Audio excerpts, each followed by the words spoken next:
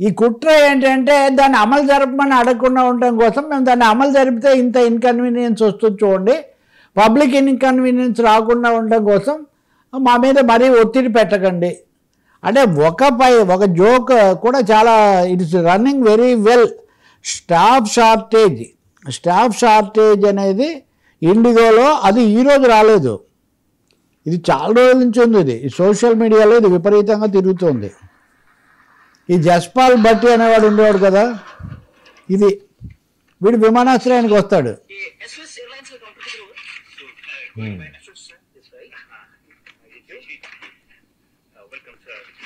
ఇక్కడ నుంచి అన్ని చోట్ల వీడే ఉంటాడు. ఏది అదిగోండి ఇక్కడ నుంచి అక్కడికి వస్తాడు. ఇది ఒక్కటి చూడండి మీరు,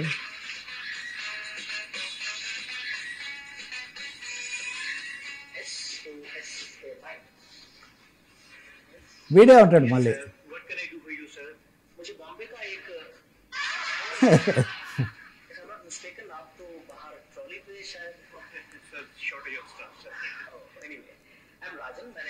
సో ఇక్కడి నుంచి వీడు చివరకు ఈ ట్రావెలర్ ఇవన్నీ భరించలేక కంప్లైంట్ చేస్తాను, కంప్లైంట్ ఆఫీసర్ ఎక్కడ ఉన్నాడు అంటే పలానా చోటు ఉన్నాడు అంటాడు. వెళ్తాడు, అక్కడ కూడా వీడే ఉంటాడు. ఒరే ఇక్కడ కూడా నేనే ఉన్నావా అంటే అసలు సార్ మా కంపెనీ పేరు ఎస్ఓఎస్ ఎయిర్లైన్స్ అంటే ఏమో మీకు తెలుసా సార్ అంటారు. ఏంటంటే షార్టేజ్ ఆఫ్ స్టాఫ్ సార్, మా ఎయిర్లైన్స్ పేరే అది అంటారు. సో ఇండిగోలో ఈ పరిస్థితి ప్రయాణం చేసే వాళ్ళందరికీ కూడా తెలుసు. ప్రయాణం చేసే వాళ్లకు ఒక పూట ఒక ప్రయాణానికి సంబంధించిన విషయం, కానీ వాళ్ళ సిబ్బందికి దాన్ని నడిపే వాళ్లకు అది నిత్యం ఒక సవాల్ లాంటిది అనమాట. సో దీని మీద ఒత్తిడి తెచ్చి ఖచ్చితంగా అంతమంది ఉంటేనే కానీ అనుమతించమని చెప్పే బదులు 2024 మొత్తం అనుమతించి 2025 మొత్తం అనుమతించి 2025 చివరిలో కూడా ఇంత జరిగిన తర్వాత కూడా ఇన్ని వేల మంది నరకయాతన అనుభవించిన తర్వాత కూడా ఇదేదో ఇండిగో అంతర్గత సమస్య అంటున్నారంటే ఇది ఖచ్చితంగా ప్రభుత్వం వారు దీన్ని మోస్తున్నారు, కాస్తున్నారు అనేది చాలా స్పష్టంగా మనకు అర్థమవుతుంది. ఈ ప్రాసెస్లో వస్తారు మీరు అడిగినట్టుగా రామ్మోహన్ నాయుడు మంత్రి, యువ మంత్రి, చాలా క్రియాశీలంగా ఉన్నారు. అలాగే చంద్రబాబు నాయుడు, లోకేష్ కూడా బాగా ప్రోత్సహిస్తున్నారు. హిందీలో కూడా మాట్లాడుతుంటారు. ఇవన్నీ హిందీలో ఇరగదీసిన అని మన వాళ్ళు వేస్తుంటారు. ఓకే, ఆయన యువ నాయకుడుగా ఆయన మీద మనకేమి లేదు, కానీ ఈ సమస్యను అందుకోవడంలో ఆయన ఘోరంగా విఫలమయ్యారు.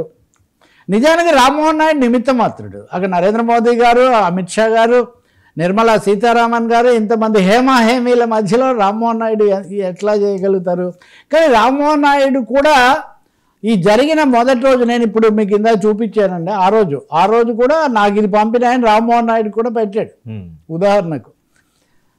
అంతా చదువుకుంటుంది అది ఇదని ఇలా చెప్తూ వచ్చారంటే సమస్య మ్యాగ్నిట్యూడ్, గ్రావిటీ ఆఫ్ ది ఇష్యూను బాగా తగ్గించారు అప్పుడు ఇప్పుడు కూడా అన్నది చాలా స్పష్టం. ఎవరు ఆ శాఖ నిర్వహించినా ఇంత వైఫల్యం జరిగిన తర్వాత దానికి బాధ్యత తీసుకోవాల్సిందే కదా. బాధ్యత తీసుకొని ఏం చేస్తారు? ఆయన కాకపోతే ప్రధాని తీసుకొని ఏదైనా చేయాలి కదా, రీషఫ్లింగ్లు ఇట్లాంటివి చేస్తుంటారు. ఏమి చేయకుండా, ఏమి చెయ్యకపోగా హాస్యాస్పదమైన రీతిలో ఆ తెలుగుదేశం నాయకులు కొంతమంది మాట్లాడినందువల్ల, అంటే ఇద్దరిని అర్నబ్ గోస్వామి, మొదటేమో దీపక్ రెడ్డి, తర్వాత ఏమో ఐ థింక్ పటాభి, వీళ్ళని తీసుకొని అర్నబ్ గోస్వామి మీకు తెలుసు కదా నేషన్ వాంట్స్ టు నో అని గట్టిగా ఆయన వీళ్ళని అడిగేసరికి దీపక్ రెడ్డి ఏమో మరి అసలు ఈ వాస్తవాలు కనీసమైంది కూడా మర్చిపోయి మా లోకేష్ గారు వార్ రూమ్లో కూర్చొని అన్ని సర్దుబాటు చేస్తున్నారని. అంటే అసలు విమానయాన శాఖ మంత్రికి అక్కడ లేదు, దేశం అంతా కల్లోలితం అయిపోయి చస్తూ ఉంటే లోకేష్ గారు వార్ రూమ్లో కూర్చొని సర్దుబాటు చేస్తున్నారు అంటే is Lokesh the minister of civil aviation అని అర్నబ్ గోస్వామి అడిగేసరికి ఇంకా నవ్వుల పాలైంది. వందేమాగదిలో భజన కార్యక్రమం ఎక్కువైపోతే ఎలా ఉంటుంది అంటే ఇలాగే ఉంటుంది. కేంద్ర క్యాబినెట్ అందులో శాఖలు ఇది వెరీ సీరియస్ అఫైర్. అందులో వాళ్ళకు కూడా ఈ ఇండిగోకు లోబడిపోయారు అనే ఒక విమర్శ ఎదుర్కొంటుంటే లోకేష్ ఇక్కడి నుంచి ఏదో చేస్తున్నాడు అని ఆయన చెప్పేసరికి తెలుగుదేశం తర్వాత ఇంకొక ఇందాక చెప్పిన ఆయన. సో ఇది షాక్ అయిపోయింది. చంద్రబాబు నాయుడు గారు అందరినీ పిలిపించారు సాయంత్రం ఇమీడియట్గా పిలిపించి అన్నీ వేరే వారేంటి మాట్లాడారంట అందరూ. ఇది మాట్లాడలే, ఏదో అన్నీ మాట్లాడుతున్నారు కానీ ఈ విషయం ఏం మాట్లాడరా అంటే ఏదో ఇట్లా అయిందంటే చాలా సిల్లీ, ఇంకెవరు నోరెత్తకండి, ఇంకెవరు కూడా ఈ ఇండిగో అఫైర్ మీద తెలుగుదేశం తరఫున మీరు ఎవరు ఏమీ మాట్లాడకండి, మన కొత్త సమస్య. అందుకే మీరు చూస్తే కనుక గత 2 రోజుల తర్వాత మొదట మాట్లాడిన తర్వాత టోటల్ సైలెన్స్. ఈయన కూడా కొంచెం రామ్మోహన్ నాయుడు కూడా చాలా వరకు తగ్గించిన ఒక పరిస్థితి వచ్చింది. కాబట్టి ఏదో ఎంకిపెళ్ళి ఏదో సామెత చెప్పినట్టుగా ఆ ఇండిగో సంక్షోభము, కేంద్రంలో ఉన్న కార్పొరేట్ పాలసీస్ అనండి, లేకపోతే ప్రైవేట్ ఏవియేషన్ వాటిని అనుమతించడం అనండి, అది కొంచెం రామ్మోహన్ నాయుడుకు గట్టిగానే దెబ్బ తగిలింది. అది ఎప్పుడు మోదీ నిర్ణయాలు చేస్తారు, ఎలా చేస్తారు అనేది ఒకటి కావచ్చు. దీనికి ఇంకొక వెర్షన్ కూడా ఏమంటే ఇదంతా కూడా రామ్మోహన్ నాయుడు నిమిత్త మాత్రుడు. రెండోది ఇండిగో కూడా దీని వెనక చిన్న కుట్ర కూడా ఉంది.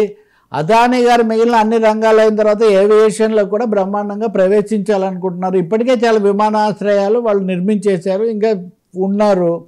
కాబట్టి ఇండిగోలో కూడా నెమ్మదిగా అదానీ దీంట్లోకి తీసుకోవాలని ఒక ప్రయత్నం జరుగుతుంది. ఎందుకంటే ముంబైలో నవీ ముంబై విమానాశ్రయం వాళ్ళు నిర్మించినప్పుడు అక్కడి నుంచి first launching is with IndiGo only. So అలాంటివి కూడా జరుగుతున్నాయి, ఒక విధమైన సంప్రదింపులు ఇవన్నీ. దానికోసం కూడా ఇలా చేస్తున్నారు, సేవింగ్ ది ఏవియేషన్ అనే పద్ధతిలో. కానీ ఇదైతే పెద్ద షాక్ వర్మ. ఇక్కడ మీరు పరస్పరం సంబంధం లేనిగా కనబడచ్చు, కానీ మీరు లేబర్ కోడ్ గురించి ఒక చర్చ జరుగుతుంది. 29 లేబర్ కోడ్లను కేవలం 4 లేబర్ కోడ్లుగా మార్చేసి పని గంటలు ఏంటి, భద్రత ఏంటి, అంటే ఎన్ని గంటలైనా పని చేయొచ్చు వారంలో.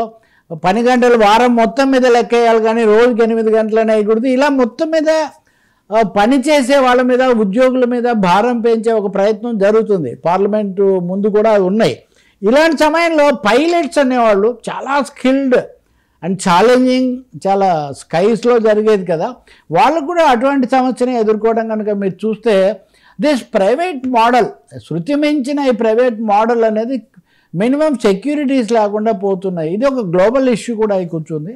దీన్ని మరి ఇప్పటికీ ప్రభుత్వం దగ్గర ఏమీ సమగ్రమైన ప్రకటన లేదు, ఏం జరుగుతుందో తెలియదు. కానీ రామ్మోహన్ నాయుడు మీద వేటు పడినా పడవచ్చు ఈ ప్రక్రియలో. అంటే ఎవరో ఒకరి మీదకి తోయాలి కదా, తర్వాత జరిగేది ఏంటి అని.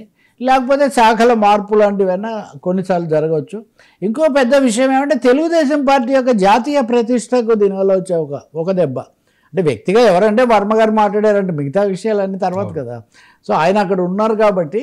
రెండవది మొదటి రోజున ఆయన స్పందన కూడా కొంచెం పరిమితంగా ఉంది, మ్యూటెడ్గా ఉంది. ఆయన కూడా ముందు నుయ్యి వెనక్కి పోయి అన్నట్టుగా ఉంది ఆయన పరిస్థితి. గట్టిగా మాట్లాడదామా అంటే ప్రభుత్వం యొక్క విధానాలు, కార్పొరేట్ లింక్స్ ఏమవుతాయో తెలీదు. మాట్లాడకపోతేనేమో ఇదిగో ఈ గోస్వామి లాంటి వాళ్ళు ఒక విధంగా హైజాక్ చేస్తున్నారు. అర్నబ్ గోస్వామి లాంటి వాళ్ళు ఏదో అసలైనటువంటి వాళ్ళని వదిలేసి ఇక్కడ వీళ్ళని పట్టుకున్నట్టుగా యువనాయకుడు ఎంత చేయగలుగుతాడు ఆయన. కాబట్టి it's a major issue, major challenge ఖచ్చితంగా.